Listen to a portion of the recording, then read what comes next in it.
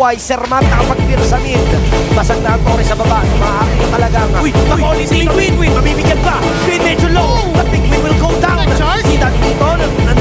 Lord. Pero si Cal. Wow! Ang ganda ng nakaw dito ni Matt. At makikipagsabayan talaga sila. Si Cal mabibigyan pa ba? Takipin.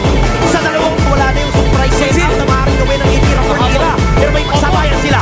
May ipit niya sa mga ganda.